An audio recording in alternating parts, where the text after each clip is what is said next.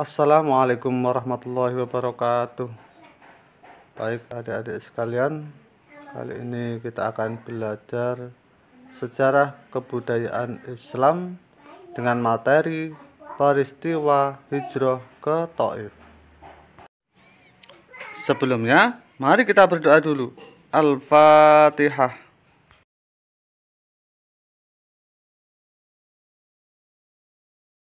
A. Kota Taif.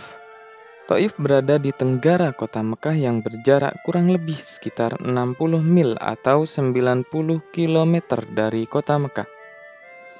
Kota Taif merupakan kota yang penting dalam sejarah Islam karena diceritakan dalam Al-Quran surat Az-Zukhruf ayat 31. وَقَالُوا لَوْلَا نُزِّلَ هَذَا الْقُرْآنُ عَلَى رَجُلٍ مِّنَ الْقَرْيَتَيْنِ عَظِيمٍ.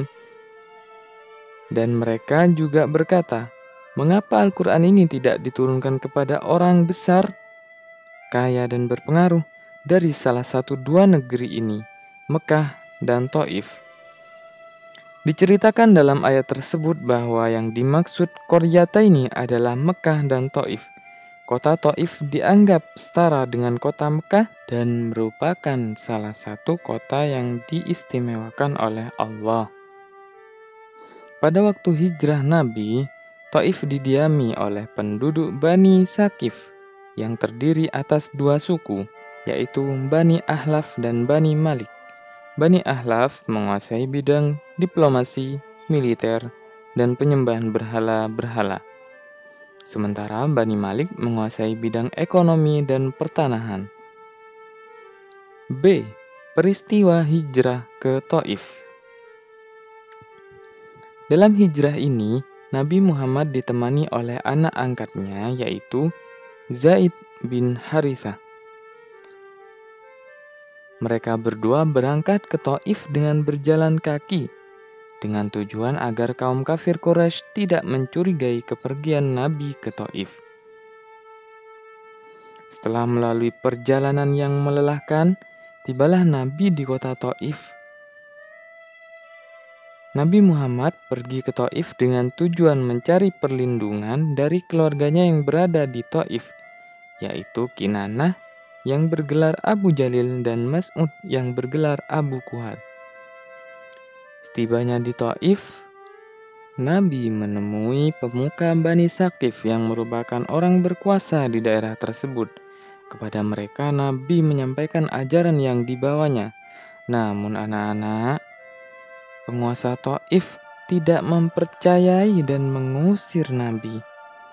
Tidak hanya mengajak para pembesar Taif, Nabi pun pergi ke pasar dan tempat pertemuan. Namun juga tidak ada satupun orang yang percaya dengan dakwah Nabi. Dan pada kenyataannya, penduduk Taif sudah dihasut oleh Abu Lahab untuk tidak mempercayai Nabi Muhammad SAW. Mereka menghina, menyoraki, dan menyakiti Nabi Muhammad SAW. Dan di tengah perjalanan, tanpa diduga, Nabi dan Zaid dilempari batu oleh penduduk. Nabi berusaha lari dan Zaid melindungi. Namun usahanya tetap gagal yang berakibat Nabi dan Zaid berlumur darah. Hingga kemudian mereka berlindung dan bersandar di balik tembok rumah Utbah dan Syaibah yang jaraknya kurang lebih sekitar 3 mil dari Taif. Dalam keadaan yang menyedihkan tersebut, Nabi berdoa, "Ya Allah, kepadamu aku mengadukan kelemahan kekuatanku, kekurangan siasatku, dan kehinaan di hadapan manusia. Wahai yang paling pengasih di antara para pengasih, Engkau adalah Tuhan orang yang lemah. Engkau Tuhanku, kepada siapa hendak Engkau serahkan diriku? Kepada orang jauh yang bermuka masam kepadaku, ataukah kepada musuh yang akan menguasai urusanku? Aku tidak peduli, asalkan Engkau tidak murka kepadaku. Sebab Sungguh banyak kesehatan yang Engkau limpahkan kepadaku.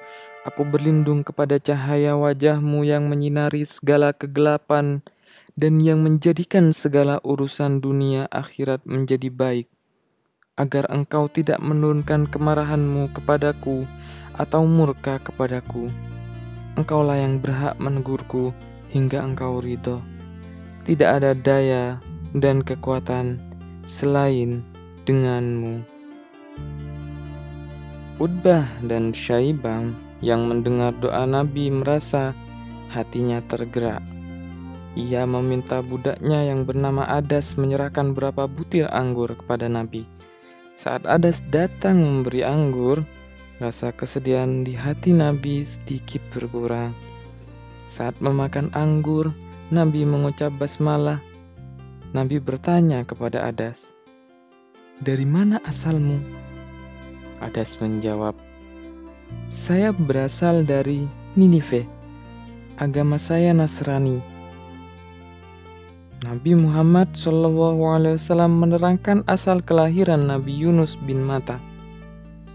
Nabi mengatakan, "Nabi Yunus adalah saudaraku.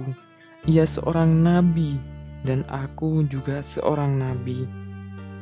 Saat itu juga Adas membungkuk lalu mencium kepala, kedua tangan dan kedua kaki Nabi Muhammad SAW. Setelah itu Adas mengucap kalimat syahadat dan akhirnya masuk Islam.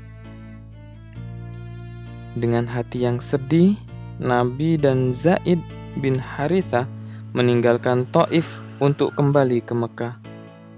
Di tengah perjalanan, malaikat Jibril menjumpainya seraya berkata, "Wahai Muhammad, jika kamu berkehendak, aku akan mengangkat gunung ini dan menjatuhkannya di atas kaum laknat itu." Nabi Muhammad SAW menjawab, "Jangan. Aku berharap Allah Subhanahu wa Ta'ala mengeluarkan mereka dari penyembahan berhala kepada penyembahan Allah dan tidak menyekutukan sesuatu pun dengannya." Demikian kerendahan hati dan keluhuran budi Nabi Muhammad SAW. Beliau tetap memaafkan orang yang telah menyakiti dan memusuhinya. Bahkan, beliau tetap mendoakan agar Allah memberikan petunjuk kepada mereka, kaum Saqif. Nah, adik-adik sekalian, setelah kalian menyimak dan mendengarkan video tersebut, sekarang ada tugas untuk kalian untuk menjawab soal-soal sebagai berikut.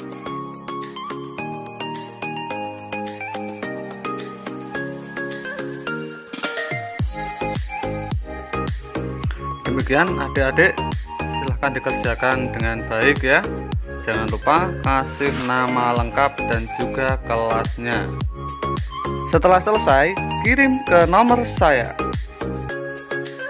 Akhir kata, Assalamualaikum warahmatullahi wabarakatuh.